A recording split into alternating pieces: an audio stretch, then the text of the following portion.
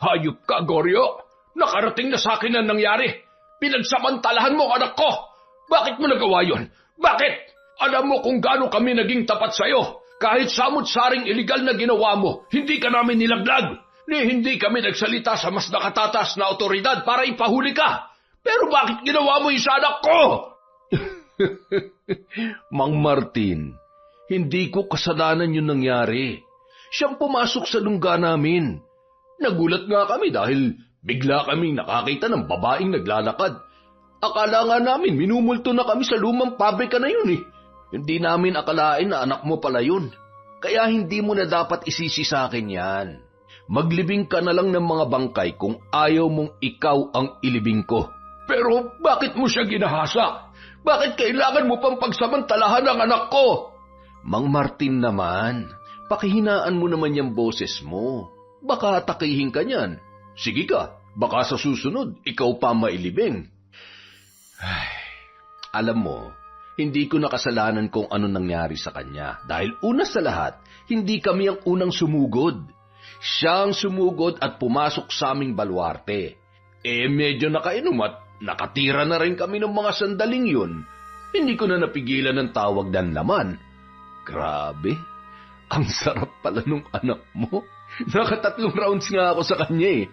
Balitaan mo na lang ako kung magbubunga yung ginawa ko ha. Pangako, aalagaan ko yung bata at palalakahin ko kung sakaling hindi niya tanggapin. Para kahit papano naman ay may maging tagapagmana ako ng negosyo ko. Hayop ka! Walang hiya ka talaga! Isinusumpa kita, Goryo! Isinusumpa kita! Taon 2006. Samar. Isang malamig na hapon. Ang langit ay makulimlim at tila nagbabadya ng nalalapit na pag-ulan. Ang ilan sa mga vendor sa labas ay naglantad na ng kanilang mga payong. Ang iba naman, nagtalukbong ng mga gamit para hindi mabasa ang kanilang mga paninda. Pero sa dulo ng sementeryo may 2 tao na tila wala pa ring balak umuwi. Marina, anong ginagawa natin dito sa dulo ng sementeryo? Gusto ko lang ulit bisitahin ang puntod na to. Ha? Ano bang meron sa puntod na yan? Kamag-anak nyo ba yan? Hindi, pero madalas tong ikwento sa akin ni tatay. Kabisadong-kabisado ko na nga ang kwento ng puntod na to eh. Bakit ba? Ano bang meron dyan? Ikaw talaga? Pareho tayong taga rito tapos hindi mo alam ang kwento nito? Ba, malay ko. Alam mo namang wala akong hilig sa ganyan nun eh. Pati magulang ko, hindi rin mahilig sa mga kwentong nakakatakot. Sa'yo ko nga lang nakahiligan to eh. Kaya natural lang na hindi ko alam ang lahat ng mga kwento-kwento rito. Saka, alam mo namang, lagi rin kaming umaalis dito. Ganito kasi yon. Ayon sa kwento ni tatay, isang mambabarang daw ang nakalibing dyan. Bernarda Soledad ang pangalan at mahigit 100 taon na siyang nakalibing. May mga nagsasabi na hindi raw nawala ang kapangyarihan niya, na isama niya pa raw yon hanggang dito sa hukay. Kaya kung napapansin mo, sa lahat ng mga puntod at nicho rito, yung sa kanya lang lagi ang pinakamalinis at hindi nilulubog. Ni hindi nga tinatablan ng dumit alikabok eh, dahil daw yun sa kapangyarihan niya na nangangalaga rito. Ah, ganun ba yun? Kaya naman pala, parang nakakatakot nga talaga. At hindi lang yan, tuwing sasapit daw ang birthday niya, tumutupad din daw siya sa mga kahilingan. Tapos, pwede ka rin daw lumapit dito kung may tao ka na gusto mong ipabarang. Ah, talaga? Tingnan mo yung araw ng kaarawan niya sa lapida, August 24, 1903. July 27 na ngayon, malapit-lapit na. 1 buwan na lang ang hihintayin. So, anong balak mo? Gusto mo mag-wish dyan? Parang oo, kaya nga binabalik-balikan ko eh. Umaasa ako na mas mabilis niyang tutuparin ang wish ko kapag lagi kong dinadalaw ang puntod niya. Sus, sa lahat ng pwedeng paghilingan sa isang patay na mambabarang pa talaga? As if naman tutuparin niya yan. At kung matupad man, ano naman ang magiging kapalit, aber? Ikaw talaga? Masyado kang negatibo mag-isip. Hindi mo kasi naiintindihan eh. Galing sa paranormal ang kapangyarihan niya, kaya tungkol lang din sa paranormal ang kahilingan ko. Hindi naman ako hihiling ng pera o numero sa loto eh. Ang bala ko sanang hilingin, bigyan niya ako ng third eye para makakita na ako ng mga multo at engkanto. Huh? Nang putya naman ho. Seryoso, Marina? Third eye pa talagang hihilingin mo? Oo, ano naman. Alam mo, matagal ko na rin pangarap magka-third eye. Gustong-gusto ko makakita ng mga multo o ng mga ligaw na espiritu. Kahit anong elemento o nilalang basta yung hindi nakikita ng normal na tao. Gusto ko kasing makita lahat ng mga kinukwento sa akin noon ni tatay eh. At saka parang napaka-espesyal mo kasi kapag may nagagawa ka na hindi nagagawa ng iba, di ba? Ay nako, obsessed ka na talaga sa mga paranormal na yan. Sana nga lang walang masama mangyari sa'yo sa mga ginagawa mo, ha? Bakit naman? Ano bang masama sa pagkakaroon ng third eye? Pwede nga yung makatulong sa iba eh. Isipin mo na lang, kapag may ligaw na kaluluwang hindi matahimik, o kaya kapag may pinatay, pwede ko siya makausap kung ano ba talaga nangyari sa kanya para mas mabilis siya mabigyan ng hustisya. Naku, akala mo lang madali yun. Pero, sige, sabihin na nating malaman mo nga ang totoo kapag sinabi sa'yo ng ligaw na kaluluwa. Ang tanong, may maniniwala ba sa'yo sa batas? Pwede mo bang gamiting ebidensya sa korte yung statement ng multo? Eh di na pagkamalan ka pang baliw nun. Ewan ko sa'yo. Napaka-negatibo mo talaga mag-isip. Halika na nga, mukhang uulan na yata. Ang dalagang si Marina ay lumaki sa poder ng kanyang tatay Martin. Bata pa lamang siya nang mamatay ang kanyang ina dahil sa isang sakit. Kaya silang dalawa na lamang ng ama ang namuhay sa munti nilang tahanan sa bayan ng Katubig. Simple lamang ang kanilang pamumuhay, pero pareho naman silang masaya. Sepulturero ang kanyang ama, habang siya naman ay nagtitinda ng mga kakanin sa palengke. Pareho silang nag-iipon dahil balak niyang bumalik sa pag-aaral sa susunod na taon.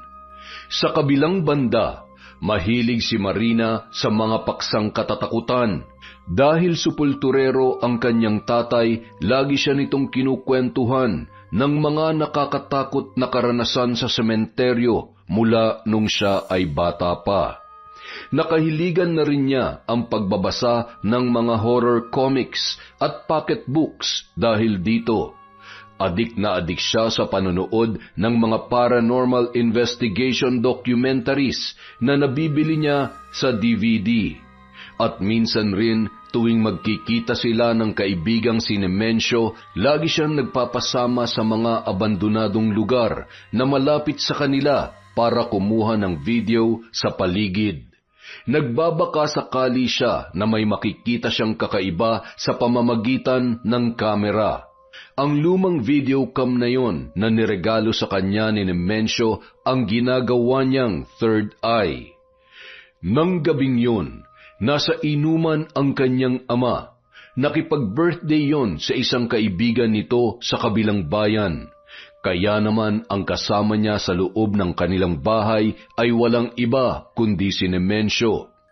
Tuwing wala ang tatay niya sa gabi, ang kaibigan niyang yon ang pinapapunta nito sa kanila para siya ay samahan. Kahit mahilig sa katatakutan, medyo duwag pa rin siya at ayaw maiwan mag-isa, lalo na sa kanyang pagtulog. Nang gabing yon, kasalukuyan niyang pinapanood sa videocam ang mga nirecord niyang video sa iba't ibang lugar na pinuntahan nila ng kaibigan.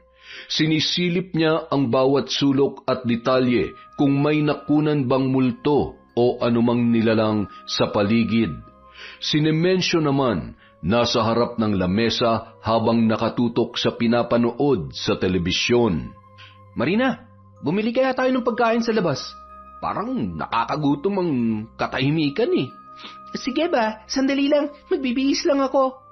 Pagkatapos magbihis, lumabas na ang magkaibigan para bumili ng makakain sa tindahan.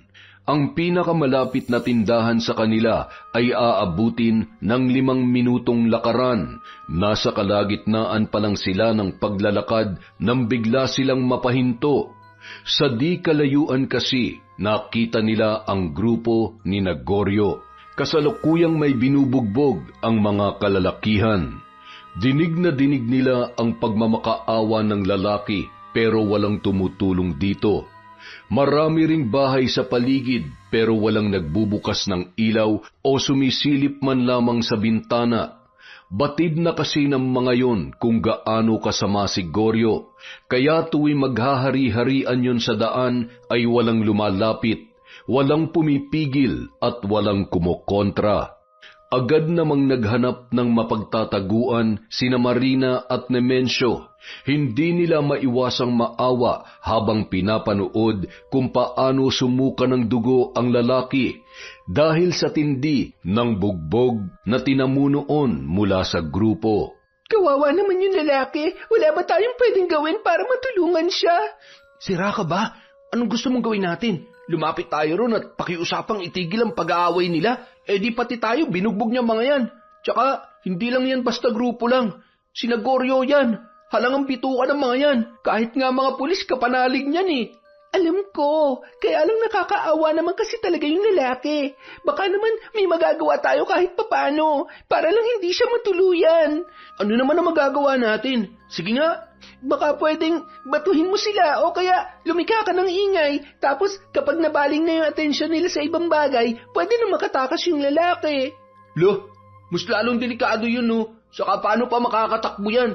Tingnan mo nga, bugbog sarado na. Kahit mag-ingay pa tayo rito para sirain ang atensyon nila, malabo na rin makatakas pa yung lalaking yan. Wala na talagang pag-asa yan. Paano na yan? Siguro bumalik na lang tayo sa bahay. Hindi na ligtas dito. Halika na, bilisan mo. Grabe naman yung Goryo na yan. Salot talaga sila sa lugar na to. Kahit saan na lang, biglang sumusulpot. Teka, saan naman kaya sila maglulungga sa susunod niyan? Sa mga abandonadong lugar? Grabe talaga. Tigilan mo na nga yan. Multot engkanto lang yung hinahanap mo, pati yung barumbado, isasama mo na ngayon sa kalokohan mo. Tumayo ka na nga dyan. Halika na. Hindi nagtagal. Umalis na ang dalawa sa kanilang pinagtataguan at kumaripas ng takbo para hindi makita ng naturang grupo. Sa lugar na yon, marami ang natatakot kay Goryo, pati na rin sa kanyang mga tauhan. Dahil sila ang gumagawa ng lahat ng kaguluhan doon. Wala silang sinasanto at wala ring patawad. Kahit ang otoridad kaya nilang hawakan sa kanilang mga kamay. Ganoon katindi ang grupo ni Goryo. Iligal ang kanilang pinagkakakitaan at dahil laging matagumpay ang kanilang operasyon, limpak-limpak na salapi ang kanilang kinikita. Kinabukasan, bumili si Marina sa tindahan ni Lola Tina. Isa yon sa pinakamatanda sa kanilang lugar. Nasa 80 anyos na yon. Sari-sari store lamang ang kanyang kabuhayan kasama ang asawang si Mang Lucio na isa namang albularyo. Lola Tina, pabili nga po ng toyo at suka. Mukhang magluluto ng adobo ang tatay mo Hindi po. Ako po magluluto ng adobo para pag uwi niya mamaya, may makakain po siyang masarap. Nako, napakabait talagang bata nito. Nasa sementeryo siya ngayon, ano? Opo may bago po kasing ililibing. Yung kaibigan mong si Nemensio, nasaan? Baka may lakad lang po. Wala naman kasi kaming bagong ganap ngayon Siya nga pala, Lola Tina, may itatanong sana ulit ako sa inyo tungkol dun sa puntod ni Bernarda Soledad. Ano naman ang itatanong mo tungkol doon? Natatandaan niyo pa po ba kung ano yung ritual na ginagawa kapag gusto mong humiling sa kanya? Nakalimutan ko na po kasi medyo nagkarambol-rambol na yung isip ko. Aba, sigurado ka bang gusto mong malaman? Hindi ka ba natatakot sa pwedeng mangyari? Wala naman po akong balak gawin Gusto ko lang po talaga malaman kasi alam niyo naman, mahilig ako sa nakakatakot, di ba? Ikaw talagang bata ka, oo. Ganito kasi yon. Ayon sa mga narinig ko noon, pagsapit ng kaarawan niya, kailangan mo raw magtirik ng 3 kandila sa harap ng kanyang puntod. Pagkatapos, isulat mo raw sa papel yung gusto mong hilingin sa kanya. Pagkatapos, sunugin mo raw gamit yung gitnang kandila. Saka mo ilibing yung abo sa lupa. At kapag nagawa mo ng lahat ng yon, maghintay ka na lang daw ng ilang mga araw kung kailan yun matutupad. Depende sa kung gaano kahirap at kakomplikado yung hihilingin mo. Ganun po ba? Salamat po ha. Tanong ko na rin po, ano naman po magiging kapalit kapag humiling ka sa kanya? Diba, sabi nila, bawat hiling daw may kapalit? Ano naman po yon kung ganon? Ang dami mo naman tanong. Hindi ko na alam eh. Hindi na yun sakop ng alaala ko. Pwede ba nating itanong sa asawa ninyo, kay Mang Lucia po? Baka sakali pong alam niya. Nako, wala kang makukuhang sagot doon dahil hindi siya naniniwala doon. Ano po? Paanong hindi naniniwala? Diba, albularyo po ang asawa ninyo? Bakit naman hindi siya naniniwala? Para sa kanya raw kasi, peke ang kwento tungkol sa puntod ni Bernarda Soledad. Hindi raw totoo yung tungkol sa ritual na yon. Dahil sinubukan na raw niyang gawin yon dati para magkaanak kami pero wala naman nangyari. Kaya mula noon, hindi na siya naniniwala sa milagrong dulot ng puntod ng mambabarang. Ganun po ba? Kaya pala, tingin niyo po, ano po kayang dahilan bakit hindi yun natupad? Sa totoo lang, hindi ko rin alam. Saka marami na rin akong narinig dyan mula sa ibang mga kakilala ko. Yung iba, hindi rin daw natupad ang kahilingan nila. Pero yung iba naman ay natupad naman daw. Hindi ko alam kung paano nangyayari yun pero sa tingin ko, namimili lang yung mambabarang kung kaninong hiling ang kanyang tutuparin. At kung ano man ang dahilan ay walang sino man ang nakakaalam. Maraming salamat po, Lola Tina. Malaking tulong na sa akin yung impormasyon na yan. Bakit? May balak ka bang gawin ang ritual na yan para humiling sa kanya? Hindi po. Sige po, una na po ako. Nang sumunod na araw, muli silang nagkita ni Nemensio. Nalungkot siya sa sinabi ng kanyang kaibigan. Marina, bukas aalis kami ni nanay. Luluwas daw ulit kami sa probinsya ng lola ko. Ano? Bakit biglaan naman yata? Kaya nga Kaso wala rin naman ako magagawa. Kailangan kong samahan yun. Gaano naman daw kayo katagal? Mga 2 buwan daw Ha? Ang tagal naman? Kaya nga Pasensya ka na Hindi mo na kita masasamahan sa mga paranormal adventures mo. Sige, okay lang. Wala rin naman tayong magagawa Magiging okay ka lang ba rito sa inyo? Oo naman. Basta magbalitaan na lang tayo. Sige ba, walang problema. Siguro, maglibot na muna tayo sa bayan bago ko umuwi. Para kahit papano, masamahan pa kita kahit ngayong araw lang. O sige, tara na. Pero, naalala ko lang pala, nasa na kaya si Gregorio ngayon? San kaya sila nagpunta o nagtago? At ano na kaya nangyari doon sa lalaking binugbog nila kagabi? Baka bigla natin sila makasalubong ulit sa daan Hayaan mo na yun. Saka, imposibleng gumala sila ng ganitong oras. Sigurado nasa mga tagong lugar yun para gawin yung illegal nila negosyo. Kaya tara na habang wala pang araw. Isang gabi, muling nagsabi ang Tatay Martin ni Marina na pupunta raw yon sa bahay ng balikbayang kaibigan dahil nagyayayon ng inuman. Iba ang naging reaksyon niya sa pagkakataong yon. Iiwan niyo ako mag-isa, Tay. Parang hindi ko kaya. Alam niyo namang ayokong naiiwan mag-isa Hindi ako makakatulog ng maayos nito. Bakit? Nasaan si Nemensio? Ba't di mo tawagin sa bahay nila para may kasama ka ulit dito? Wala po siya ngayon Umuwi ulit sila ng nanay niya sa probinsya. 2 buwan daw sila doon. Nagpaalam siya sa akin nung 1 araw pa. Ganoon ba? Sige. Gusto mo, isama na lang kita. Kaso, baka magtagal ako ron. Baka abutin kami na madaling araw. Alam mo naman yung si paring enteng ko. Tuwing nagyayaya ng inuman yun talaga madaling araw nang inaabot. Opo, ayos lang po sa akin. Kaya ko naman yon. Siguro ipapakiusap na lamang kita kung pwede kang makihiga sandali sa kwarto nila habang hinihintay ako. Opo, mas okay nga po yun eh. Sige po, sama na lang ako, Tay. Ayoko talaga maiwan dito eh. Bakit ba kasi ang hilig mo sa mga nakakatakot pero matatakutin ka naman? Siyempre, hindi naman lahat ng mahilig sa horror matapang din. Tapos gustong-gusto mo pa na magkaroon ng third eye para makakita ng multo. Alam mo anak, kapag may third eye ka, kahit may kasama ka pa, hindi ka titigilan ng mga multong yan. Huwag niyo na pong problemahin yung takot ko, Tay. Tara na lang po kasi at gusto ko na rin makalabas.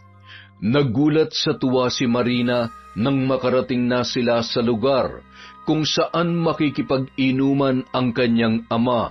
Habang sila'y naglalakad sa tahimik na daan, sunod-sunod na tumambad sa kanila ang mga abandonadong gusali sa paligid. Grabe, Tay. Ang dami palang abandonadong building dito, no? Pwede ko bang pasukin ang mga yan mamaya? Dala-dala ko tong videocam ko eh. Ano? Akala ko ba'y takot ka mag-isa? Bakit ngayon bigla mong papasukin yung mga ganyang bahay? Ang dilim-dilim mo. Gusto mo bang pagpiestahan ka ng mga multo dyan? Total nandito rin naman po kayo kaya hindi na ako matatakot. Sige na po, payagan nyo na ako. Wala pa rin naman akong ganang matulog o humiga ngayon eh. Masyado pa maaga. 7:00 pa lang naman, no? Ikaw ang bahala. Basta, mag-ingat ka lang, ha? Sige po, buti dito nakatira yung kaibigan yung balikbayan, no? Ayaw niya bang tumira sa ibang lugar? Nako, yan nga ang dahilan kaya siya umuwi rito eh. Ibebenta na nila yung lupa nila rito at balak na rin nilang lumipat.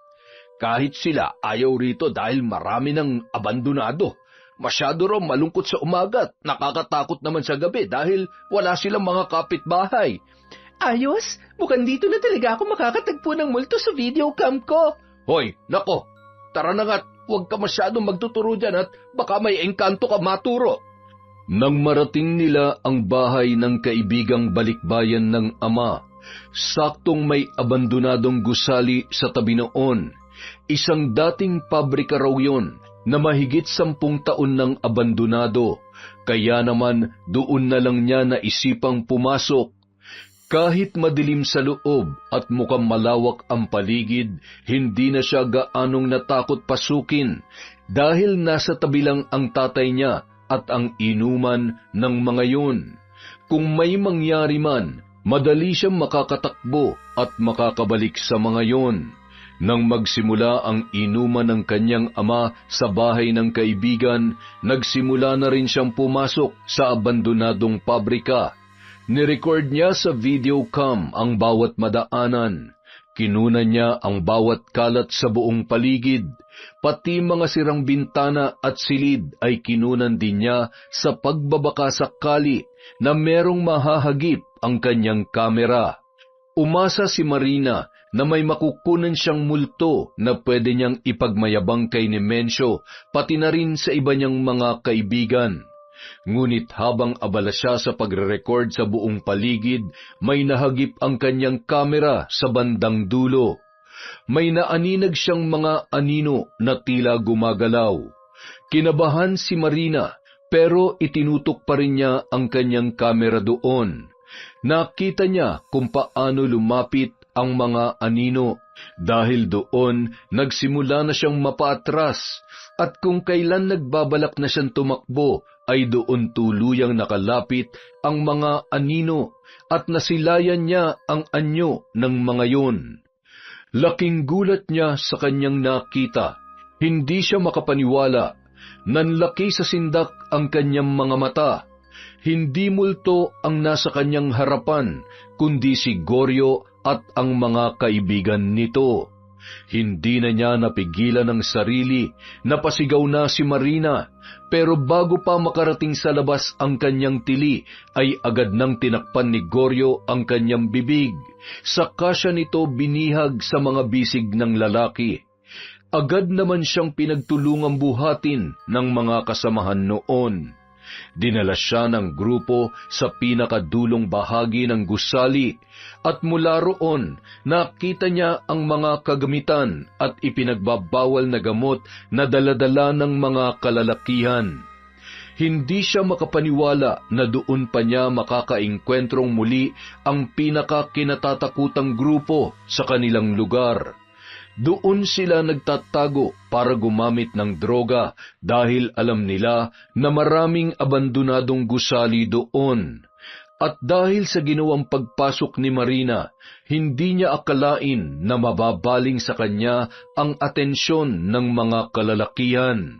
Kaya naman tila naging pagkain siya sa mata ng mga yon. Nung gabing yun, nangyari ang hindi inaasahan. Nagahasa siya ni Lagorio. 5 silang gumalaw sa kanyang katawan at pagkababae. Pinakahuli si Goryo na nakatatlong ulit pa sa kanya. Impit na sigaw lamang ang kumawala sa kanyang bibig dahil bago siya pinagsamantalahan ay binugbog muna siya ng mga ito upang siya ay manghina at hindi na makasigaw pa ng malakas. Sa ganoong sandaling yun, ang nagawa na lamang ni Marina ay umiyak ng umiyak.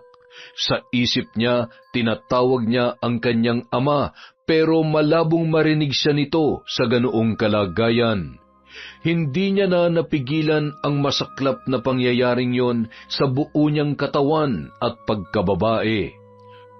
Teka, nasaan na ba yung anak ko? Madaling araw na nang matagpuan si Marina ng kanyang ama at ng mga kainuman nito. Inumaga na silang natapos ng gabing yon at nang mapansin ni Martin na hindi pa bumabalik ang kanyang anak ay nag-alala na siya, kaya nagpatulong siya sa mga kaibigan para hanapin si Marina. Hindi nila akalain na dito pa siya matatagpuan ng mga yon. Gulat na gulat sila nang makita siya na hubot-hubad at punit-punit ang damit. Halatang hinalay at napasukan na base na rin sa mga bakas na tinamo ng kanyang pagkababae. Dinala siya ng mga yun sa ospital. Maswerte na nabuhay pa siya, subalit nag-iwan naman ng matinding trauma ang nangyari. Ilang linggo siyang hindi nakakausap. Nakatulala lamang at laging wala sa sarili. Nang makarecover na si Marina, doon pa lamang tila naging malinaw muli sa kanya ang lahat. Nung mga panahon ding yun, nasa bahay na lamang siya at doon pinagpapahinga at pinaiinom ng gamot ng kanyang ama. Hindi na siya nagtagal pa sa ospital kahit kailangan pa dahil wala silang sapat na pera. Ngunit mabuti na lamang, bumalik na sa dati ang isip niya, kaya nagawa na siyang kausapin ng kanyang ama. Anak, pwede mo bang ikwento sa akin kung anong nangyari sa iyo nung gabing yon? Tsaka kung sino ang gumawa sa iyo noon? Tay, pinagsamantalahan po ako. 5 po sila. Sino, anak? Sino? Sinong gumawa sa iyo nito? Nasaan po yung videocam ko? Ang alam ko po, na-record ko po yon. Nakunan ko po ang mukha nila. Hindi na namin nakita, anak dahil nung matagpuan ka namin sa gusaling yon, masyadong madilim. Ikaw na lamang ang nakita namin. Kilala niyo po siya, Tay. Kilala po nating lahat dito. Ano? Maaari mo bang sabihin kung sino yon, anak? Natatakot po ako. Ayoko pong lumaki palalo ang gulo, lalo't nakakatakot din po sila. Anak, huwag ka matakot. Nandito ako, kasama mo ko. Hindi kita pababayaan. Kaya sige na, magsabi ka na. Sabihin mo na kung sinong gumawa sa inong kalapastanganang ito. Tay, si Goryo po. Si Goryo po ang gumawa nito sa akin, Tay. Siya po at ang mga kagrupo niya. Ano? Sina Goryo? Matapos yon, natahimik na lamang ang mag-ama. Napayakap na lang sila sa isa't isa habang parehong humahagulhol. Hindi matanggap ni Mang Martin na ang taong nakagalaw sa kanya ay ang lalaking labis na kinatatakutan sa kanilang lugar. Batid nila na wala silang laban kay Goryo pati na rin sa mga kagrupo nito. Isang gabi, masayang naglalaro ng baraha sina Goryo sa kanilang kuta nang biglang mag-ingay ang ilan sa kanyang mga tauhan. Ayon sa mga ito, may panauhin daw sila na nagpupumilit pumasok at gusto siyang makausap. Ayaw raw noong magpaawat at nagawa pa noong suntukin at napatumba ang ilan sa mga nagbabantay sa gate. Saglit na napahinto si Goryo sa paglalaro at binitiwan din muna niya ang kanyang sigarilyo. Pagtungo niya sa garahe, nasilayan niya si Mang Martin na kilalang sepulturero sa sementeryo sa kanilang lugar. Mang Martin, butit napadalaw kayo. Wala ba kayong bagong bangkay na ililibing ngayon sa sementeryo? Hayop ka, Goryo! Nakarating na sa akin ang nangyari. Pinagsamantalahan mo, anak ko! Bakit mo nagawa yun? Bakit? Alam mo kung gaano kami naging tapat sa'yo. Kahit samut-saring iligal na ginawa mo, hindi ka namin nilaglag. Hindi kami nagsalita sa mas nakatatas na otoridad para ipahuli ka. Pero bakit ginawa mo yung sa anak ko? Mang Martin, hindi ko kasalanan yung nangyari. Siyang pumasok sa lungga namin. Nagulat nga kami dahil bigla kaming nakakita ng babaeng naglalakad. Akala nga namin minumulto na kami sa lumang pabrika na yun eh. Hindi namin akalain na anak mo pala yun. Kaya hindi mo na dapat isisi sa akin yan. Maglibing ka na lang ng mga bangkay kung ayaw mong ikaw ang ilibing ko. Pero bakit mo siya ginahasa? Bakit kailangan mo pang pagsamantalahan ang anak ko? Mang Martin naman, pakihinaan mo naman yung boses mo. Baka atakihin ka niyan. Sige ka, baka sa susunod, ikaw pa mailibing. Ay, alam mo, hindi ko nakasalanan kung ano nangyari sa kanya. Dahil una sa lahat, hindi kami ang unang sumugod. Siya ang sumugod at pumasok sa aming baluarte. Medyo nakainom at nakatira na rin kami ng mga sandaling yun. Hindi ko na napigilan ng tawag ng laman. Grabe, ang sarap pala nung anak mo. 3 rounds nga ako sa kanya eh. Balitaan mo na lang ako kung magbubunga yung ginawa ko ha. Pangako, aalagaan ko yung bata at palalakahin ko kung sakaling hindi niya tanggapin. Para kahit papano naman ay may maging tagapagmana ako ng negosyo ko. Hayop ka! Walang hiya ka talaga! Isinusumpa kita, Goryo! Isinusumpa kita! Sa sobrang galit ni Mang Martin, hindi na nito napigilang sumugod sa kanya. Sinubukan itong awatin ng mga tauhan ni Goryo pero pumalag pa rin yun. Ginamit niya ang kamao at isa-isang nakipagbatuhan ng suntok at sipa sa grupo. Lingid sa kanilang kaalaman, nung kabataan ni Mang Martin ay mahilig yon sa martial arts kaya may alam yon sa boxing, muay thai at karate. Maging si Goryo ay bahagyang nagulat sa ipinamalas ng matanda. Nagawa rin noong patumbahin ang kanyang mga tauhan kahit napakarami ng mga yon. Kaya naman sa huli, silang dalawa na ang nagkaharap. Sila ang nagkasubukan ng lakas.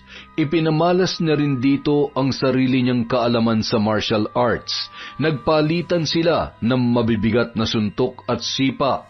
Pero sa huli, hindi rin yun umubra sa kanya. Kahit gaano kalakas si Mang Martin, hindi nito mapapantayan ang taglay na enerhiya ni Goryo dahil ito ay bata pa. Ilang sandali pa, tinalo niya na si Mang Martin. At dahil sa pang-aabalang ginawa nito sa kanya, dinampot niya ang patalim sa mesa at isinaksak sa matanda. Natawa pa siya nang marinig ang pagdaing at pagpalahaw noon sa buong paligid. Ilang saglit pa, muling nagbalik si Goryo sa lamesa at itinuloy ang paglalaro ng baraha. Inutusan naman niya ang mga kasama na itapon na lamang kung saan ang katawan ni Mang Martin. Makalipas ang ilang oras, may kapitbahay na nagpunta kina Marina. Dahil wala pa ang tatay niya, siya na ang nagbukas ng pinto at humarap doon. kahit hindi pa siya handang humarap sa mga tao dahil sa trauma na kanyang natamo. Pero hindi siya makapaniwala sa kanyang narinig. Marina, mabuti na lamang at nandito ka. Bakit po, Mang Joel? Ano pong kailangan nyo? Ang tatay mo. Ano pong nangyari kay tatay? Si Tatay Martin mo nasa ospital. Malala ang kanyang lagay. Ano po? Bakit po? Ano po nangyari sa kanya? May sumaksak sa kanya. Natagpuan na lang namin yung katawan niya sa tabi ng basurahan. Akala nga namin ay patay na. Buti na lang at humihinga pa. Naidala pa namin sa ospital. Kailangan mong sumama sa akin ngayon din. Hindi makapaniwala si Marina sa kanyang narinig. Kahit hindi pa siya handang lumabas, parang umurong ang kanyang takot at trauma. Nangibabaw sa kanya ang labis na kaba at pag-alala para sa kanyang ama. Dalangin niya na sana ay walang masamang mangyari doon. Hindi siya nagdalawang isip na sumama kay Mang Joel na isa sa pinaka-pinagkakatiwalaan nilang kapitbahay. Nang pumunta sila sa ospital kung saan isinugod ang kanyang ama, nakita niya ang masaklap na eksena habang kasalukuyan yung inaasikaso ng mga nurse. Matindi ang tinamo nitong saksak at nanganganib ang buhay noon. Kaya naman wala siyang ibang ginawa sa isang tabi kundi ang manalangin habang tahimik na humahagulhol. Isang araw ang lumipas bago nagkamalay ang kanyang ama. Kahit hirap pa itong magsalita, pilit niya yung kinausap habang umiiyak sa harapan noon. Tay, sino po ang gumawa sa inyo nito? Anak, si Goryo. Siya may gawa nito sa akin. Siya na naman. Bakit niya po yan ginawa sa inyo? Nakipagkita ba kayo sa kanya? Sinugod niyo ba siya sa lungga nila? Pasensya ka na, anak. Hindi ko lang kasi napigilan ang sarili ko na sugurin siya. Hindi ko matanggap yung ginawa niya sa iyo. Kaya sinubukan ko lang na ipaghiganti ka. Hindi ko akalaing mangyayari sa akin to. Patawad, anak, kung napag-alala kita. Alam kong hindi ka patuluyang magaling ngayon, kaya pasensya ka na talaga, anak ko. Bakit niyo po ginawa yun? Alam niyo naman po kung gaano siya kadelikado, di ba? Hindi niyo na dapat sinugal ang buhay niyo, Tay. Paano kung kayo naman na natuluyan? Paano kung wala na kayo? Pasensya na, anak. Pasensya ka na talaga. Hindi na mauulit. Pangako. Napaiyak na lamang si Marina nung mga sandaling yun. Saka yumakap ng mahigpit sa kanyang ama. Hindi niya akalain na sa isang iglap lang ay magiging ganun ang buhay nila nang dahil lamang kay Goryo. Dati, naririnig lang nila sa labas ang pangalan nito, pati ang masasaklap na sinasapit ng mga nagiging biktima noon. Pero nung pagkakataong yun, hindi niya inakalang pati sila ng kanyang ama ay magiging biktima rin ng kahayupan ng lalaki. Dahil doon, hindi na rin nakapasok sa trabaho si Mang Martin. Paano na kaya ang panggastos natin nito? Saan pa tayo kukuha ng panghulog sa lupa? Pati ng pambayad sa kuryente at tubig. Huwag po kayong mag-alala, Tay. Ako na po muna magtatrabaho. Susubukan ko po mag-apply sa bayan pati sa ibang lugar na malapit dito. Ihinto ko rin muna ang pagtitinda sa palengke dahil bukod sa wala na akong puhunan, hindi na rin gaanong mabenta. Kailangan ko na magpalit ng hanap buhay. Pasensya ka na, anak. Dahil sa ginawa ko, ikaw pa ngayon na nagdurusa. Imbis na nagpapahinga ka rin dahil sa trauma mo, napipilitang katuloy na lumabas para lamang magawa ang lahat ng ito. Patawarin mo sana ako. Huwag niyo na pong isipin yon, Tay. Anak niyo po ako. Responsibilidad ko din po ito. Hayaan niyong ako naman ang makatulong sa inyo ngayon.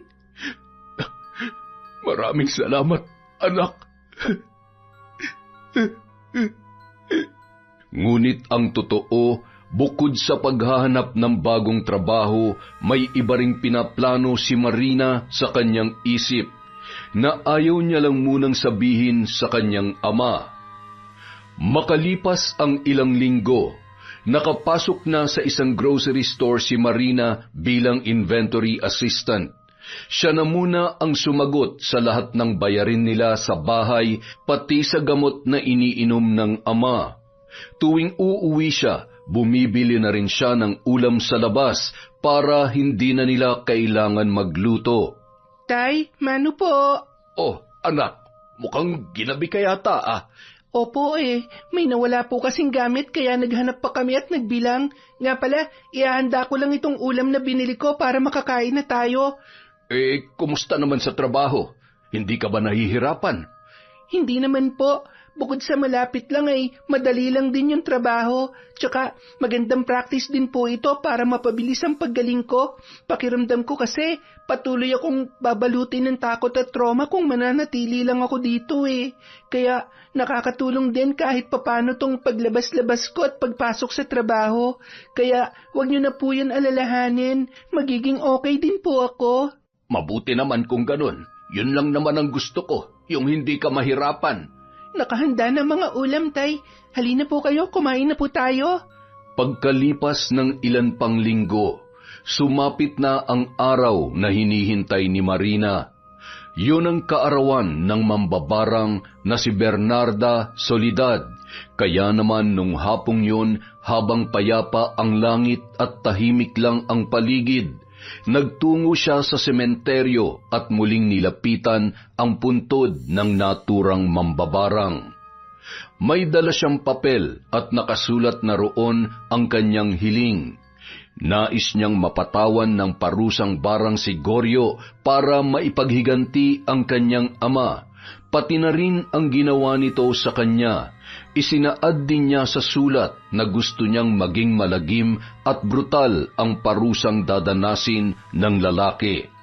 At gaya nga ng mga sinabi sa kanya noon ni Lola Tina, isinagawa niya na ang espesyal na ritual para humiling sa puntod na yon. Nagtirik siya ng 3 kandila, sinunog ang papel, saka ibinaon sa lupa ang abunoon. Ayaw niya sanang gawin yon, pero naalala niya na wala rin palang silbi ang mga pulis sa kanilang lugar. Karamihan kasi sa mga yon ay hawak din ni Goryo, kaya hindi niya na naisip na pumunta pa sa istasyon ng pulis para magsumbong.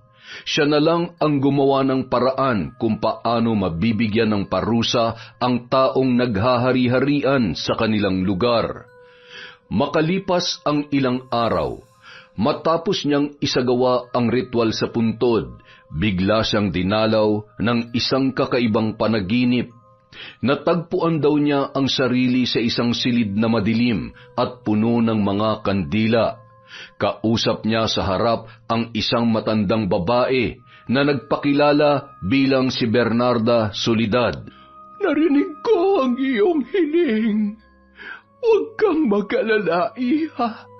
Tutulungan kitang makaganti sa mga taong lumapastangan sa iyo, pati na rin sa iyong ama. Ang mga taong gaya mo na nababalot ngayon ng galit at puot, ang mas gusto kong tinutulungan. Kaya panatilihin mo lang ang galit mong yan. Magiging mas matindi ang epekto ng parusa kapag may galit na umiiral sa iyong puso. Paano niyo po ako matutulungan? Narito ang mga hakbang upang makapagpataw tayo ng parusa sa kanya. Kailangan ko ang iyong kooperasyon para maisagawa ito. Sabihin mo sa akin, handa ka ba? Handa po ako. Ituro niyo sa akin ang dapat kong gawin para makapaghiganti sa Goryong yon. Sa susunod na pagbabalik mo dito, ito ang kailangan mong gawin. Kumuha ka ng litrato ng taong nais mong ipabarang. Isulat mo ang buo niyang pangalan sa likod. Pagkatapos ay magtirik ka ng 3 kandila sa aking puntod. Sa pagkakataong ito, hintayin mo munang mangalahati ang kandila. At kapag nasa kalahati na, doon mo sunugin ang litrato sa kahit saan man sa mga kandila. At kapag naging abo na yon, ibaon mo lamang sa lupa at patakan ng dugo na magbumula sa iyong kamay. Magagawa mo ba yon, Iha? Gagawin ko po. Nais kong makamit ang hustisya para sa amin ng tatay ko. Kinabukasan, bumalik si Marina sa puntod ng mambabarang, dala ang mga ipinakuha nito. May litrato na siya ni Goryo na nakita niya sa internet at naipagtanong na rin niya sa mga kapitbahay ang buong pangalan noon. Gaya ng sinabi sa kanya ng mambabarang sa panaginip, isinulat niya sa likod ng litrato ang buong pangalan ng lalaki. Sa kanya hinintay na mga lahati ang 3 kandila na kanyang sinindihan sa harap ng puntod. Nang mga lahati na, doon niya sinunog ang litrato at hinintay yung maging abo. Pagkatapos ay ibinaon niya yun sa lupa. At gaya ng huling hakbang na isinaad nito, tinusok niya ng karayom ang kanyang daliri, saka pinatakan ng dugo ang lupa. Nagulat pa siya dahil makalipas lang ang ilang saglit, biglang namatay ang apoy ng 3 kandila, kahit wala namang dumaraan na hangin. Natigilan siya at napaisip, mukhang yun na marahil ang senyales na dininig na ng bangkay ang kanyang hiling. Hindi niya na mahintay ang mangyayari sa lalaki na nang-abuso sa kanila ng kanyang ama. Samantala, abala naman ng mga panahon na yun si Goryo. Naghatid siya ng supply ng ipinagbabawal na gamot sa kanyang kliyente. Siya mismo ang nag-deliver ng mga yun. Pagkabigay niya, agad ding iniabot sa kanya ang pera na nagkakahalaga ng 250 milyon. Dahil kumita ng malaki, nagpunta sila sa isang beach sa probinsya para magbakasyon at magpahinga. Wala muna silang ginawang iligal nung mga sandaling yun. Sinamantala nila ang pagpapahinga at nagpakasaya. Hanggang sa isang gabi, umuwing nakainom si Goryo. Dala ng kalasingan, hindi niya napigilan ng sumuka sa banyo. Ngunit laking gulat niya nang makita na may mga bulating sumabay sa suka niya. Hindi maiwasang matakot ng lalaki, kaya agad niyang binuhusan ng inidoro para mawala yun sa kanyang paningin. Kinusot niya ang mga mata at inalog ang kanyang ulo. Pinilit niyang kalimutan ang nakita. Inisip niya na baka epekto lamang yon ng kalasingan. Pero nang sumunod na araw, muling naulit ang kanyang pagsuka. Sa pagkakataong yun, hindi na mga bulati ang lumabas, kundi mga patay na insekto. Napamulagat sa gulat ang kanyang mga mata. Nang puntong yun, napagtanto niya na may hindi magandang nangyayari sa kanyang katawan. Nagsisimula na siya mabahala para sa kanyang sarili, pero dahil puro bisyo at kalokohan lang ang laman ng utak ng kanyang mga tauhan, wala tuloy siyang masabihan tungkol sa kanyang problema. Hindi niya alam kung kanino siya lalapit. Dahil doon, napagtanto niya kung gaano kahirap ang walang kaibigan o kamag-anak na malalapitan. Marami nga siyang pera dahil sa iligal na gawain, pero wala siyang kilalang mga tapat na tao na handang makinig sa kanyang mga problema. At yun na ang pinakamasaklap na sandali ng kanyang buhay. Hindi niya akalain na aabot siya sa ganoong punto. Ano ba itong nangyayari sa akin? Bakit ako nagkakaganito? Anak ng teteng naman, oo. Kinabukasan, napilitan na siyang lumapit sa isang albularyo. Mabuti na lamang may natagpuan siya sa lugar na yon na kanyang tinutuluyan. Ngunit matapos ang ilang oras na ritual na ginawa ng matandang albularyo, kumulo ang dugo niya sa kanyang narinig mula doon. Ay, paumanhin, ngunit tila hindi kita mapapagaling. Masyadong makapangyarihan ang barang na kumapit sa iyo. Hindi na ito sakop ng aking kakayahan. Anong ibig mong sabihin? Hindi mo ako matutulungan? Kung gusto mo, pwede kang lumapit sa iba pang manggagamot. Baka alam nila ang tamang lunas para sa'yo. Matapos mo akong paghintayin ng 2 oras sa mga ritual na pinaggagawa mo sa katawan ko, ganyan lang ang sasabihin mo sa akin? Pasensya ka na, pero yun ang nakita ko sa aking pangitain. Hindi pangkaraniwang mambabarang ang gumawa nito sa'yo. Isa siyang uri ng nilalang na hindi na nabubuhay pa. Mas malakas ang epekto ng isang barang kapag ang gumawa nito ay wala na sa mundo. Nagpapatawa ka ba? Paano ako babarangin ng patay na? Yun ang totoo. May mga ganoon talagang kaso. May ibang mambabarang na hindi agad nawawalan ng kapangyarihan pagkatapos ng kanilang kamatayan. Madalas nananatili pa ng ilang siglo sa kanilang libingan ang kapangyarihan nila bago yun unti-unting manghina at mawalan ng bisa. Kung wala kang mahanap na manggagamot na kayang kontrahin ang ganyang klase ng sumpa, pwede kang maghintay ng ilang siglo para gumaling. Niloloko mo ba ako? Nasa panahon pa ba tayo ni na Eva at Adan para umabot ng ilang siglong edad natin? Sa tingin mo, sino pa ngayon ang kayang umabot ng 100 ng edad? Sinasabi ko lamang sa iyo kung ano ang totoo, dahil ayokong umasa ka. Hindi ko naman sinasabing wala ka ng pag-asa. Sadyang wala lang talaga sa akin ngayon ang tamang lunas para mapagaling ka. Kung ganun, sinasayang mo lang ang oras ko. At ang ayaw ko sa lahat, yung inaaksay ang panahon na meron ako.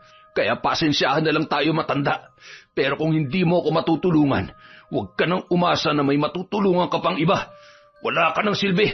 Dapat ka nang mamahinga ng ilang siglo gaya ng pinagsasabi mo. Biglang dumukot ng baril si Goryo sa kanyang bulsa. At bago pa makapagsalita ang gulat na albularyo, binaril niya na kaagad yun sa ulo. Bumagsak yun na dilat ang mga mata pero hindi na humihinga. Umalis siya ng bahay noon na parang walang nangyari. Kumukulo ang dugo niya sa galit pag-uwi. Hindi niya matanggap ang mga tinuran nito. At dahil hindi niya alam kung saan pahahanap ng manggagamot na nakakaalam kung paano lulunasan ang kanyang barang, nagwala na lamang siya sa loob ng kanyang bahay. Pinagbabalibag niya lahat ng mga gamit saka nagsisigaw. At sa ginawa niyang pagwawala, bigla siyang sumuka at bumagsak sa sahig.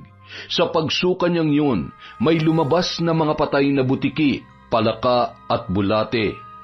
Kahit matapang siyang tao, hindi niya maiwasang kilabutan sa nangyari. Habang tumatagal, patindi ng patindi ang mga kakaibang karamdaman na lumalabas sa katawan ni Goryo. Nagsimula na siyang tubuan ng malalaking sugat na tuwing gabi ay nilalabasan ng mga insekto. Nagsimula na rin siyang malagasan ng ngipin at ang bawat bahagi ng gilagid niya ay pinamahayan na ng uod. Nang hina na siya, naging butot balat na lamang at nakalbo na ang ulo. Bukod doon, naglalabas din na napakabahong amoy ang kanyang katawan. Sa sobrang baho, wala nang nakakatagal sa kanya. Kahit ang mismong mga tauhan niya ay iniiwasan na rin siya. Ang mas masaklap pa, harap-harapan na siyang pinagnakawan ng mga yon. Sinamantala nila ang sitwasyon. Kitang-kita niya kung paano kalkalin ng mga ito ang kanyang gamit at kinuha ang lahat ng kanyang pera at alahas. Matinding galit ang naramdaman ni Goryo. Nais man niyang gumanti ay wala siyang magawa dahil hindi na rin siya makabangon. Napaluha na lamang siya nang lumabas ng kwarto ang mga ito nang hindi siya pinapansin. At nung araw na yon, wala nang nakakalapit pa kay Goryo, maliban na lang sa mga ligaw na insekto sa paligid na tila naaakit sa kanyang amoy. Ang mga yon ang lumalapit sa kanya at pinagpipiestahan ang kanyang mga sugat. Pati ilong at bibig niya ay malaya ring pinapasok ng mga yon at ginawa ng bahay. Makalipas ang 1 buwan, nagulat sina Marina at Martin sa balita na kanilang nasagap mula sa labas. Pumanaw na raw si Goryo. Natagpuan daw yon sa kwarto nito sa isang malayong lugar na huli niyang tinuluyan. Ang nagbalita sa kanila ay walang iba kundi si Lola Tina. Bakit, Lola Tina? Anong nangyari kay Goryo? Paano siya namatay? Nako, hindi raw normal ang pagkamatay niya. Ay, Diyos ko, nangayayat daw ng husto. Lumitaw na raw ang mga buto, tapos nakalbo rin daw at nabungi. At ang pinakamalala pa, nung mamatay siya ay natunaw raw yung kalahati ng kanyang katawan. At yung kalahati naman, lumipis daw ng sobra at dumikit na roon sa kama. Ang tanging buo na lamang daw sa kanya ay yung ulo niya, pero nadikit na rin daw sa unan at hindi na matanggal. Kaya ayon, sinunog na lamang yung buong kama. Tapos giniba na rin nila yung buong bahay dahil kahit anong gawin daw nilang paglilinis, hindi raw mawala-wala yung amoy na iniwan ng kanyang katawan. Grabe, nakakarindi talaga tuwing maiisip ko yon. May litrato po ba ng bangkay niya? Hindi ko lang sigurado, Iha. Pero sa tingin ko, mukhang wala nang nakapaglitrato pa. Natakot nga ang lahat nung makita siya eh. Kaya agad ding sinunog yung kama na kinahihigaan niya. Mabuti na rin siguro yon. Ang mahalaga, wala nang salot na babalik dito sa lugar natin. Hindi pa tayo nakasisiguro, Tay. Baka nakakalimutan nyo. May mga tauhan pa po siya. Eh, siya nga pala. Balita ko ay tinrider daw siya ng mga tauhan niya. Nagsialisan na raw ang mga yon at ninakawan pa siya. Wala naman hong problema ron. Kahit magbalik pa rito yung mga tauhan niya, madali naman silang patumpahin lahat. Saka, hindi na sila makakapaghari-harian dito dahil wala na silang matapang na pinuno. Si Goryo lang naman ang dahilan kaya malakas ang loob ng mga yun eh. Nung ang nakalabang ko sila madali ko lamang silang napabagsak. Mabuti na lamang at dumating na ang karma ng hayop na yon. Bagay nga sa kanya nangyari, walang hiya siya. Ang importante, tapos na po ang problema natin. Nakamit na natin ang hustisya. Nang sumunod na linggo, nakabalik na rin si Mang Martin sa trabaho. May bagong ililibing na bangkay sa sementeryo, kaya muli na naman siyang naging abala. Bago umuwi ng hapong yun, aksidenteng napuntahan niya ang puntod ni Bernarda Soledad sa bandang dulo. Nagulat siya sa nakita.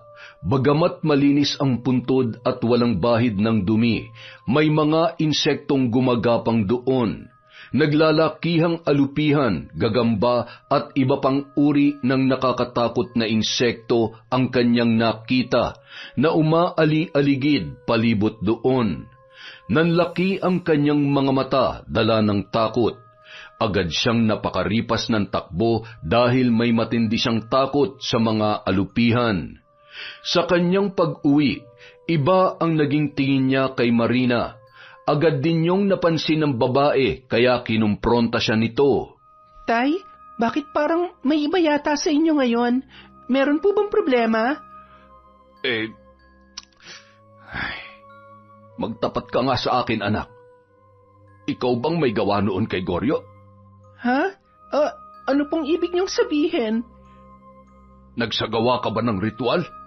Lumapit ka ba sa puntod ni Bernardang mambabarang para patawan ng parusa si Goryo? Paano niyo po nasabi yan, Tay? Nakita ko yung puntod niya kanina. Ginagapangan ng malalaking insekto. Isa lang ang ibig sabihin noon. May panibagong hiling siyang tinupad. Nagamit niyang muli ang kanyang kapangyarihan. Ang paglabas ng mga insekto sa kanyang puntod ang palatandaan naming lahat na merong muling lumapit sa kanya para humiling. Magtapat ka nga sa akin, anak. Ikaw ba ang taong yon? Ikaw ba ang lumapit sa kanya? Ginawa ko lamang naman po yun, Tay, para sa inyo. Para sa ating dalawa. Dahil gusto kong makaganti sa panggagahasa niya sa akin at pati na rin sa pambubugbog niya sa inyo. Pero anak, bakit mo ginawa yung ritual? Dapat pala hindi ko na lang sinabi sa iyo tungkol sa puntod na yon. Di ba nga paulit-ulit kitang sinabihan na may kapalit ang bawat hiling na natutupad doon? Paano kung mapahamak ka dahil sa ginawa mo? Tay, hindi ko naman pwedeng pabayaan na lang ang nangyari. Ano yun? Papayag na lang ba kayong hindi siya managot sa ginawa niya sa akin? pati na rin sa inyo. Pero may iba namang paraan, anak. Wala na pong paraan.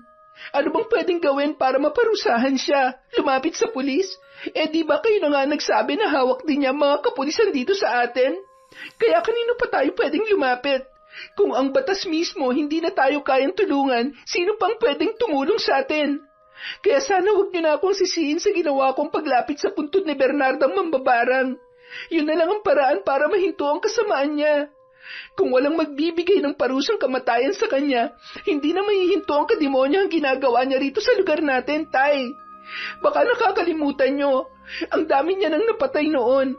Mabuti nga't nagawa pa nating makaligtas Dahil kung hindi, baka isa na rin tayo sa mga nakalibing dyan sa sementeryo ngayon. Ikaw lang naman ang inaalala ko, anak.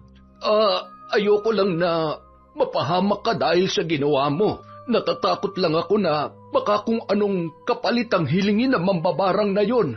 Kampon yun ng kasamaan. Baka kung anong mangyari sa'yo. Huwag po kayong mag-alala. Walang mangyayari sa akin. Ang isipin nyo na lang, makakapagsimula na ulit tayo dahil wala namang gugulo rito. Maging masaya na lang po kayo dahil sa wakas, natuldukan na ang kasamaan ni Goryo. Wala na tayong dapat katakutan. Tapos na po ang lahat. Sa huli, natutunan na ring tanggapin ng kanyang ama ang nangyari. Hindi nagtagal, naging maligaya na silang muli sa kanilang buhay. Naging regular ng muli si Mang Martin sa trabaho sa sementeryo at nakapagtinda ng muli si Marina sa palengke. Si Nemensyo naman, nagbalik na rin kaya may nakakasama na siya tuwing nais niyang gumala sa mga abandonadong lugar. Sayang talaga. Nakahiling na ako kay Bernardang mambabarang Hindi ko alam kung pwede pa bang humiling ulit dahil napatunayan kong totoo nga milagro niya. Sigurado kong madali niya may bibigay ang wish ko na magka-third eye. Sus, ayang ka na naman sa third eye na yan. Hindi ka pa ba nadadalasan nangyari sa iyo nung nakaraan? Buti na lang at nakaligtas ka sa ginawa ng Goryo na yun. Visit talaga yung lalaking yun Kung hindi lang ako umalis, hindi sana mangyayari yun. May kasama ka sana na magtatanggol sa'yo. Nako, wag mo nga akong idaan sa ganyan. Saka kahit naman nandito ka, hindi rin naman natin siya mapipigilan Sige nga, kaya mo ba siyang tapatan para iligtas ako? Kung yung tatay ko nga na may kaalaman sa martial arts, natalo pa sa kanya, ikaw pa kaya na bata pa lang? Ano naman, marunong din naman akong lumaban Hindi mo lang kasi nakikita pa dahil mabait ako at walang mga kaaway. Wag mo na nga ipaalala yun. Ang importante, tapos na ang lahat. Kaya pwede na tayong bumalik sa mga dati nating buhay. Halika, doon naman tayo sa kabila. Magvi-video rin ako ron. Isang gabi, mahimbing nang natutulog si Marina nang bigla siyang dalawin ng isang panaginip. Sa panaginip na yon, nakita niyang naglilibot siya sa isang abandonadong lugar habang kinukunan ng video ang buong paligid. Hindi nagtagal, may mga aninong lumapit sa kanya. Sinubukan niya yung kunan ng video pero nagulat siya nang masilayan ang isang pamilyar na muka. Walang iba kundi si Goryo. Hindi niya napigilan ang ginawa ng mga ito sa kanya. Binuhat siya, hinubaran at dinala sa dulong bahagi ng silid. Saka isa-isa siyang pinagsamantalahan ng mga miyembro noon. Ang pinakahuli ay si Goryo na nakatatlong ulit sa kanya. Samantala, pawis na pawis si Marina nang magising at bumangon. Pagtingin niya sa paligid, madilim pa rin at bilog pa ang buwan. Ang tatay Martin niya ay mahimbing pa ring natutulog sa isang tabi. Halos kapusin siya ng hininga sa sobrang bigat ng kanyang pakiramdam. Kaya naman, napilitan siyang bumangon at uminom ng tubig. Akala ni Marina normal na panaginip lamang yon, na dulot ng masaklap na kanyang nakaraan. Kaya naman, sinubukan niya yung kalimutan. Inabala niya ang sarili sa pagtitinda at pagsisimba. Ngunit sa paglipas ng mga araw, nagpaulit-ulit lamang ang panaginip na yon. Ang eksena na pumasok siya sa abandonadong gusali hanggang sa matagpuan siya ni Goryo at pinagsamantalahan.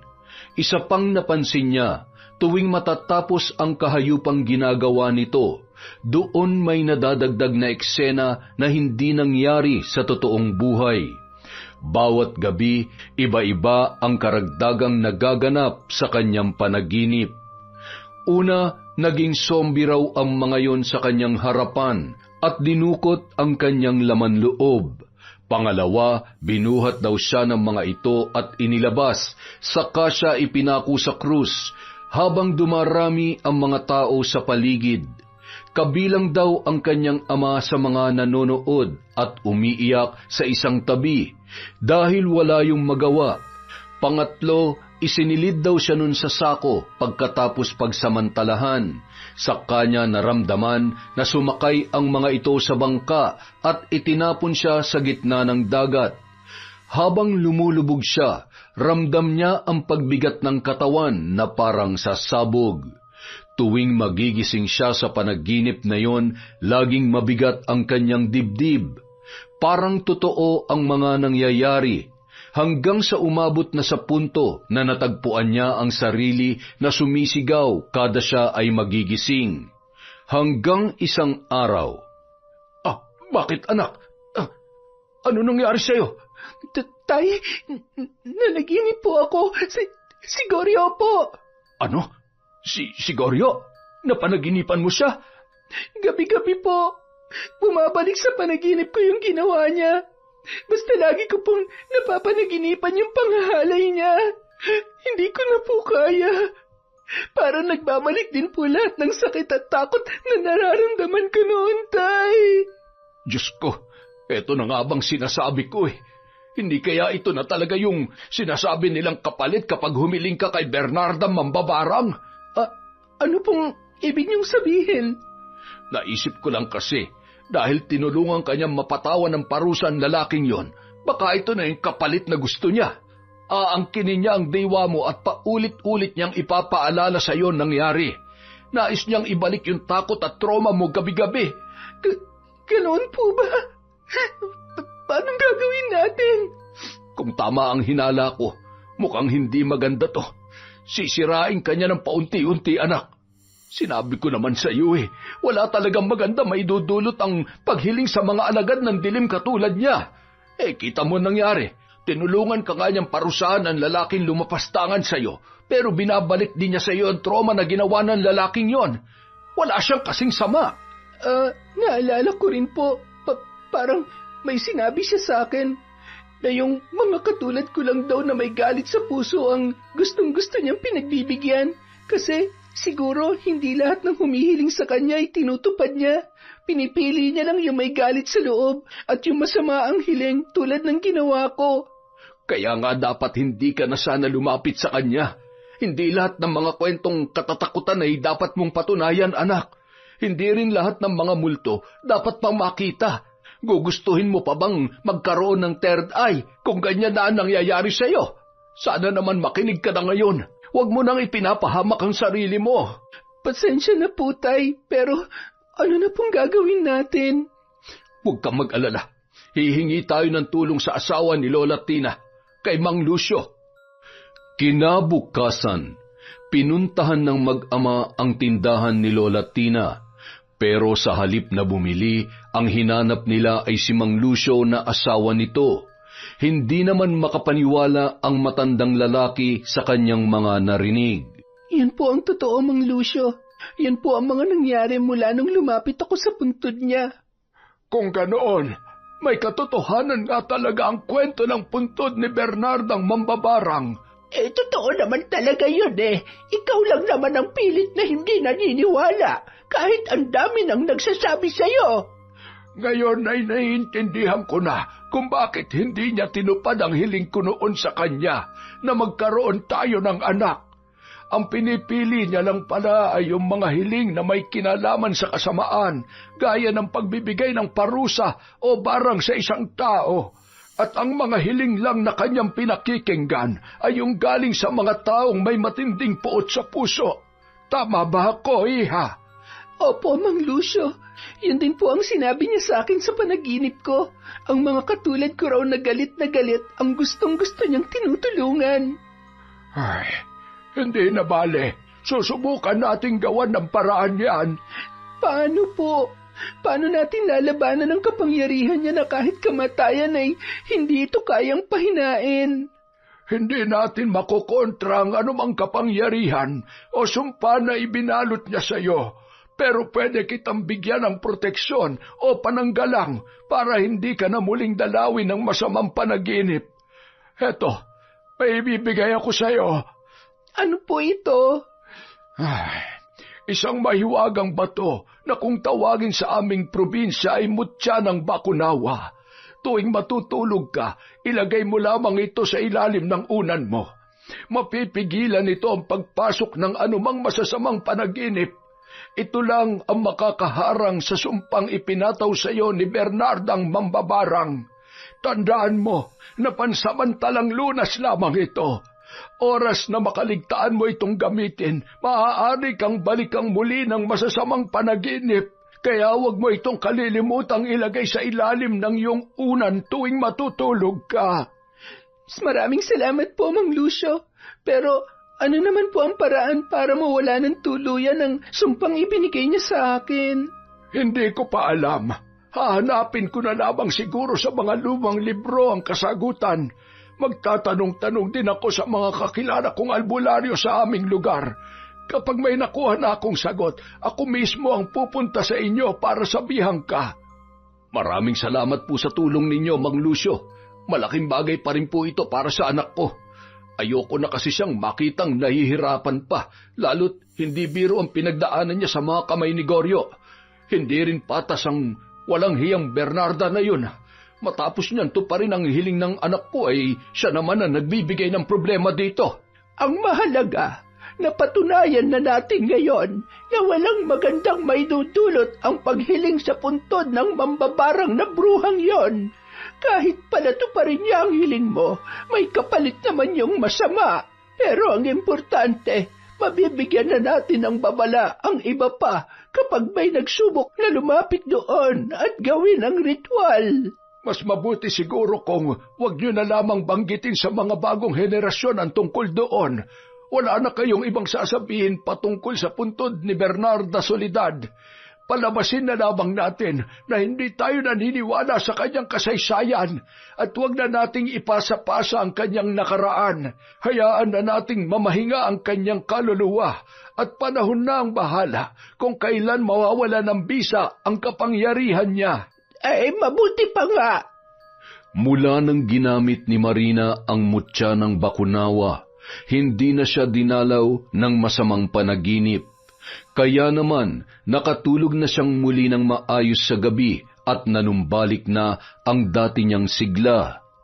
Kahit alam niya na pansamantalang solusyon lamang yon, naging malaki pa rin ang tulong noon para hindi na siya magambala ng malupit na sumpa ng patay na mambabarang.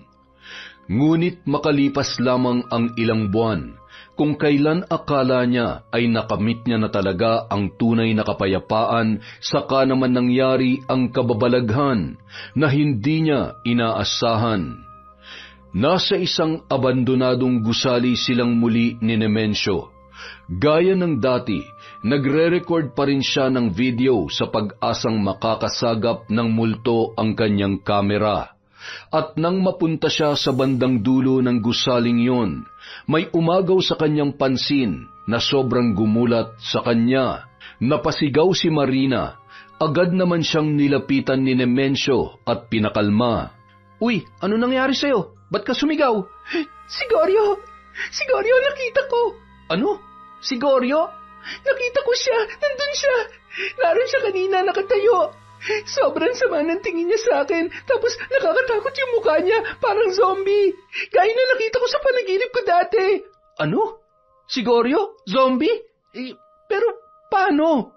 Hindi ko alam. Mabuti pa umalis na tayo rito. Hindi pa rin nawala sa isip ni Marina ang pangyayaring yon hanggang sa kanilang pag-uwi. Sinubukan din nilang panoorin ang video na kanyang nakuhaan.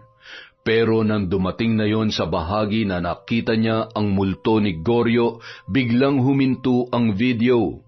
Na-freeze ang screen noon ng ilang segundo bago nagbalik sa dati. Ngunit sa parting yon, Hindi na nakunan ang multo, kaya naman nakaramdam ng pagkadismaya si Marina. Pero nakita ko talaga siya. Kitang-kita ko. Imposibleng namamalikmata lamang ako. Baka naman epekto lang yan ng trauma mo. Hindi naman kasi talaga biro yung ginawa sa'yo ng Goryong yun eh. Pero ilang buwan nang nakakalipas. Saka hindi ko na nga iniisip yun eh. Masaya na nga ako ulit at wala na akong pinagdadaan ng depresyon ngayon. Kahit na, may mga trauma kasi na kahit hindi mo na nararamdaman, bumabalik-balik pa rin. Saka, sa'yo na mismo nang galing. Ilang buwan pa lang ang nakakalipas mula nung mangyari ang pananamantala niya sa'yo. Kaya natural, hindi pa makakalimutan ng utak mo yun. Kahit masaya ka na sa buhay mo ngayon, maaalala at maaalala mo pa rin yun. Ano nang dapat kong gawin? Mabuti pa siguro, magdasal ka na lang para tuluyan ng maghilom ang sugat sa loob mo. Kaya lamang, walang nagawa ang mga dasal ni Marina. Dahil sa paglipas ng araw at linggo, sunod-sunod ang pagpapakitang ginawa ni Goryo sa kanya.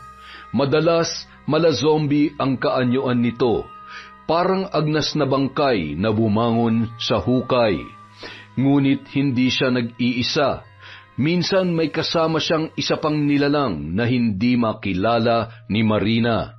Madalas ay nagtatago lang yun sa likuran ng lalaki at sumisilip sa kanya. Isang payat na matandang kulubot ang muka, malalim ang mga mata at naaagnas na rin ang balat. Sa tansya niya, yun na ang mambabarang na si Bernarda. Mukhang nagpapakita na rin yun sa kanya, ngunit ang tanong ay bakit siya ginagambala ng mga yun. Hindi niya na napigilang sabihin yon sa kanyang ama. Gulat na gulat naman si Mang Martin sa lahat ng kanyang narinig mula sa kanyang anak. Sigurado ka ba, anak? Paano yan? Paanong nakakagulo pa rin sila sa'yo? Di ba binigyan ka na ng mutya ni Mang Lucio na panlaban mo sa kanila? Yung mutya po kasi na binigay niya, panlaban lang po sa masamang panaginip. Tsaka bangungot lang po ang kaya ng pigilan. Pero itong multo ni Goryo at nung Bernarda mambabarang, hindi na po sila sa panaginip nagpapakita kundi sa totoong buhay na. Araw-araw kahit saan nakikita ko po sila. Kahit sa mga lugar na maraming tao, ayaw po nila akong tigilan. Halika na, pupunta tayo kina Mang Lucio ngayon din.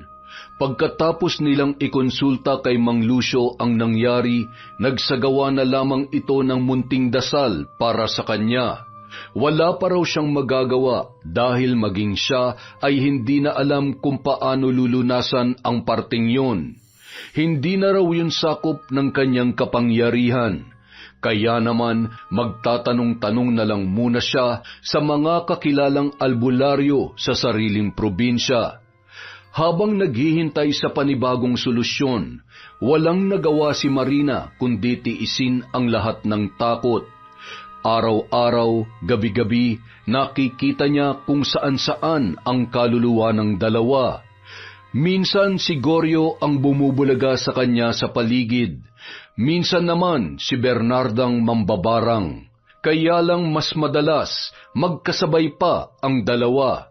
Hindi na nga siya dinadalaw ng masasamang panaginip, ngunit sa realidad naman siya pineperwisyo ng mga yun. Parang nais muling magbalik ng kanyang trauma. Hindi na siya nakapagtinda sa palengke dahil doon. Lagi na lang siyang nasa kwarto at binabantayan ni Nemensio kapag nasa trabaho ang kanyang ama. Hindi niya na kayang mapag-isa. Ultimo pag-ihi sa banyo, kailangan bukas ang pinto at nakikita niya si Nemensio para hindi siya balikan ng mabalasik na kaluluwa ng mambabarang at ni Goryo. Isang gabi, muli silang nagpakita sa kanya. Pero sa pagkakataong yun, may kasama na ang mga ito. Walang iba kundi ang kanyang sarili. Nakita niya ang sarili na duguan, mukhang bangkay at malaki ang tiyan. May hawak daw siyang sanggol na mukaring halimaw. Dala ng takot, nagsisigaw si Marina. Halos mabaliw na ang dalaga.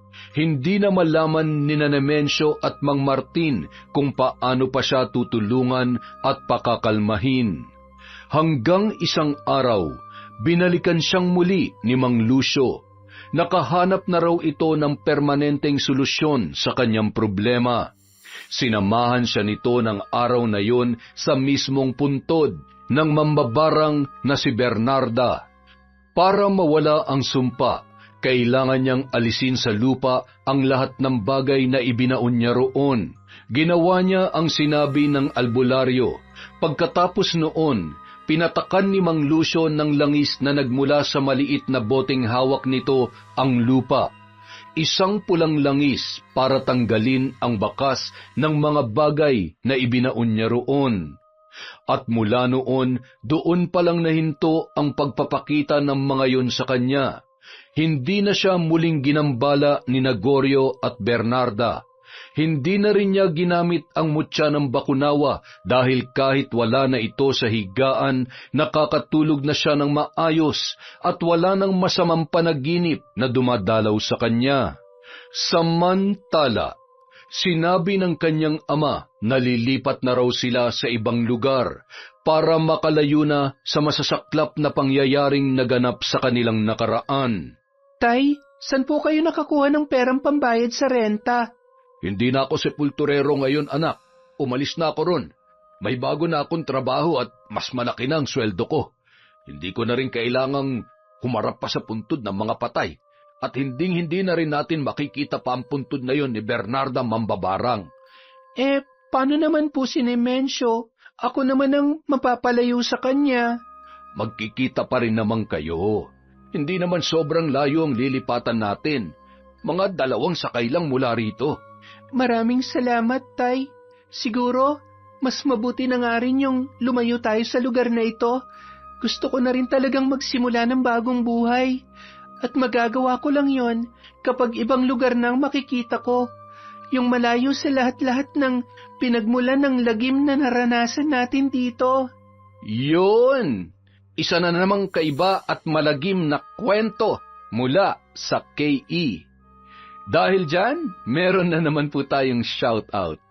Hi po kay Hayashi Megan, kay Lily's Mom, kay Febe Ranyada, hello po kay Gay Somodio, kay Vivian Baterbonia, kay Josie Aniban, kay Ruby Rose, hello din po kay Len TV2, kay Belen Malbas, kay Jerlyn Arbado, kay Maridet Jorilla, kay Lady Dam, hello po kay Cliven Dubalan, kay Medelina, kay Loida from Hong Kong.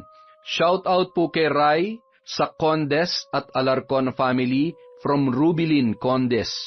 Hi po kay Janice Delphine Ramirez, kay Rosemary Casonete, hey kay Elenita, Hannah Maylin Sesgundo, Mirna Alfaro, Helen Flores, Ami Viray, shout out po kay Evelyn Frimalino, kay Chris Gel Mamado, Arlene Castro Ramos, hello po sa De Chavez family from Mami Riza, kay Charmini Video, hi kay Tessie Reyes, kay Janice Galolo, kay Earhart the Great Vlog, hi din po kay Elaine Cardiente, kay Red Gaspar, kay Lynette Reparado, kay Thelma Carasawa, Lou Franz, John Roy Reyes from Mabel Reyes, hello po kay Sylvia Marie Alegre, kay Marilyn Baltazar, kay Jobel Baldonasa, kay Brandy Jones, kay Glovina Perales, Fernandez at Renton family